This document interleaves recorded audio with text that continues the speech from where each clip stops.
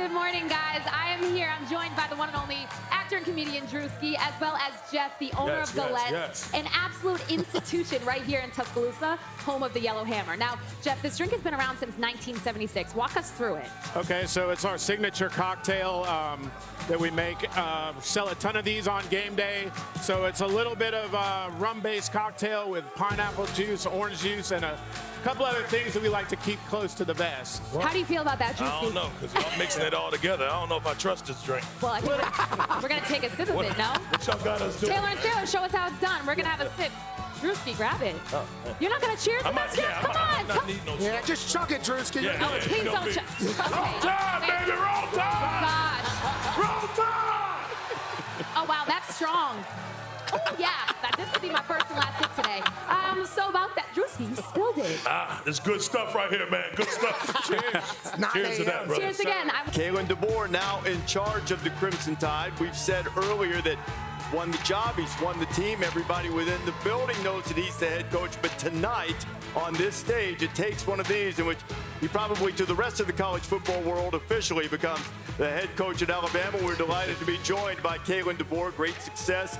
Games against ranked opponents. I want everybody to just take a moment and soak in this shot.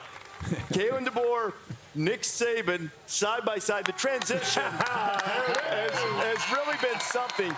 Kalen, what's the most significant conversation or interaction that the two of you have had since you took over here? Well, I think it was probably the morning of everything happening, and I just think that conversation that I had with Coach, just feeling how he felt about things, and knowing that I kind of had a peace in my heart that the transition would be smooth, and that I'd have the grace from him to be able to go and be able to take over and still be able to embrace everything that he's done for this program. What's it been like to you, Nick?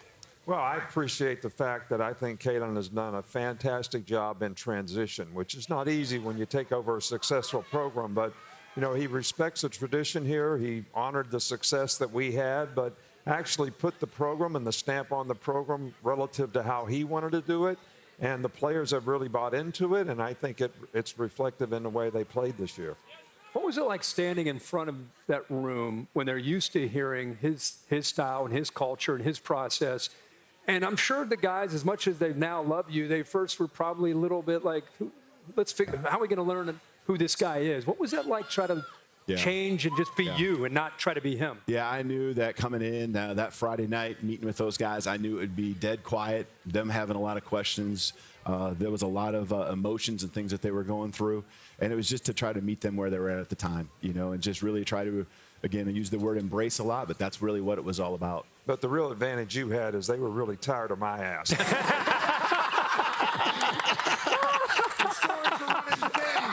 After becoming the GOAT, and Coach DeBoer, I think after getting to know you for the last few years, and I think everybody else that has known you for the past couple of decades would say you were the perfect guy to take over for the GOAT. Very confident in yourself, very comfortable football guy. And I'm a massive fan. You're the best. Let's talk about tonight's game.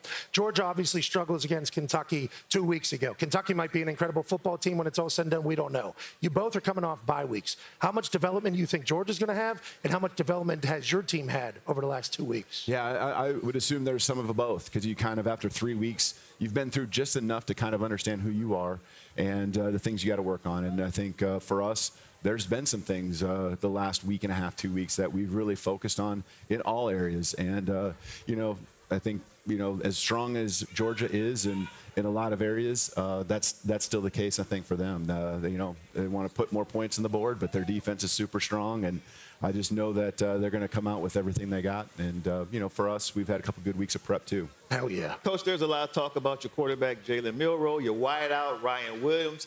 Who's a guy who you think in tonight's game could become an unsung hero that no one's really talking about? Yeah, that's a good question. I think it's going to be important for our defensive side to continue to do their thing.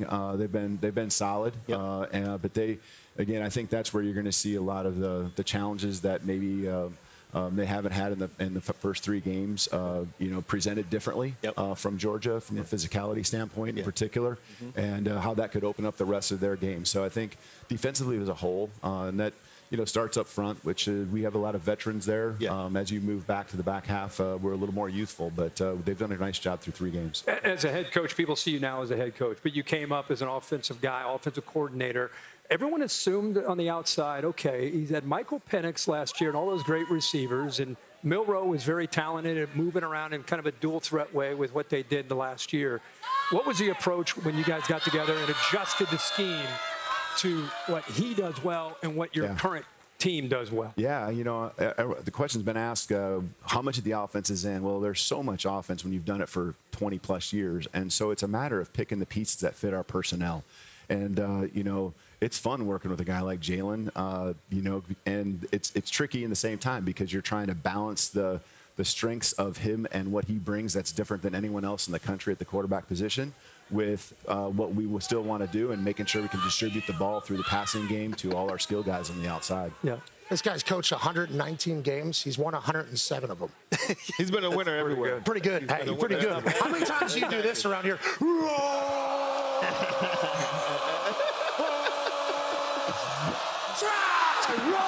You need to start doing that, Coach. I don't know how it's awesome. It hits every time. Making me nervous, man. Pat is to follow through. Yeah, you got to let him know you're there with him. You got to meet him halfway. Those are some of the old traditions. You brought some new ones, too. Tell us a little bit about how you try to bring kids into the program on Friday and get them in front of the team and show them some different things and make some connections. Well, yeah, I know that Coach has done a lot of those things with kids and having them around and access to our players. But they're just some things that I've done over the years, and I know it's been highlighted, but every Friday we call it Tide Teammates, and it's just someone who's really battling, showing a lot of courage and fight, and we get to celebrate who they are, and we get to give them a great time here with our team. That's beautiful. That's the thing that both of you have done extraordinarily well in connecting with different people. But Alabama, Georgia can be different. I mean, as we wrap this up, you have any final words, maybe some words of wisdom from your experience in this type of matchup that you can give to him? Well, I just think that I'd like to know one thing in the young season, first-year coach, what has been the most significant thing you've learned about your team that is going to be helpful moving forward? Yeah, I think I'm very confident in our consistent preparation. And preparation throughout the week, it isn't just what happens on Saturday, leads us to a confidence that's within, that's real. And, I believe in that. I love the way, and I've learned that our upperclassmen, which are scattered throughout the team, have done a great job of bringing the youth along, knowing the importance that they have, and helping them get ready for Saturday and game day and being confident there. So many demands on coaches, though. I mean, I would think, Nick, that tickets can be an issue sometimes, and who you choose to spread the tickets out to. Oh, yeah. There's a lot more distractions when you play at home than have you had any experience relative to the Georgia game, particularly with maybe someone who wanted tickets from you? Yeah, there was I really got appreciation for the fan experience because I have a home in Georgia at Lake Burton. So this guy, Tony Sutton, would take me fishing. And this guy would have 2 Budweisers and 2 cigarettes at 6 o'clock in the morning. My God! And he says to me, I'm the biggest Bulldog fan in the world, but I've never been able to go to a game. And that was the year we were playing the blackout game over in Georgia. And I said, well, I'll get you tickets, Tony, to the game, but you're going to sit in the Alabama section. You can't dress up like a Georgia fan. So he comes to the game in black pants, painted black with a big red G on them.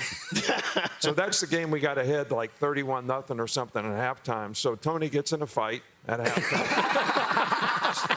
sticks a guy in the tuba because he's sitting right behind the band. Okay. And then when the police come to arrest him and escort him out, he says, you can't take me out of here. Coach Saban gave me this. Perfect. Hey, don't bring any guys to the game that are going to be stuffing heads with you. Although you want to roll with some guys, you can stuff people with tubas, too. And smoke 2 cigarettes at the same time. You need those guys every once in a while. Kalen, thanks a lot. Best of luck to you tonight. Kalen DeBoer, head coach of the Crimson Tide.